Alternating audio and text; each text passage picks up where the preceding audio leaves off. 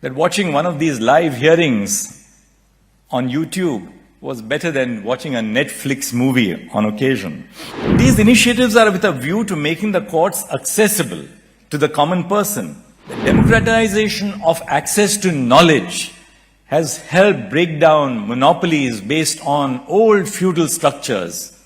Our judgments are being translated into every language which the Constitution recognizes. Today, the Supreme Court of India has onboarded all its data on the National Judicial Data Grid in a new era of transparency and accountability. The Supreme Court issues entry passes through a virtual platform, almost 700 of them which are issued every day to people who visit our court. We live stream hearings of certain constitutionally significant cases, and we release transcripts of oral arguments in those cases.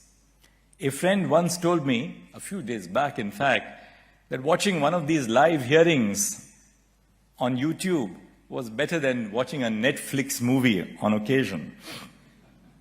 These initiatives are with a view to making the courts accessible to the common person. I dare say that some of our technology-based initiatives have surpassed those of arbitrations. I was intrigued by the clout or the case law on ancestral texts, an open access resource that contains decisions of courts and arbitral awards relating to ancestral texts. A summary of these cases is made available on the searchable cloud database. I'm sure some of you would have benefited from the immense industry that has produced this resource. Similar to the cloud resource, the e-Supreme Court resource, the e-Supreme Court reports, or the electronic version of the Supreme Court Reporter provides free access in a searchable format to about 34,000 judgments of the Supreme Court of India since 1950 to lawyers as well as members of the public. All judgments are uploaded on the platform within 24 hours of pronouncement. In the interest of uniformity and harmonizing the manner in which the judiciary in India functions, we recently introduced a uniform citation system or a neutral citation system, which is now being followed across India.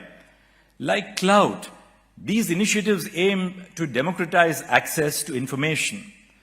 The democratization of access to knowledge has helped break down monopolies based on old feudal structures. We are on the anvil of having a digital SCR in the very near future.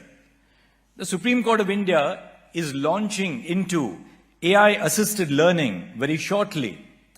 Our judgments are being translated into every language which the Constitution recognizes.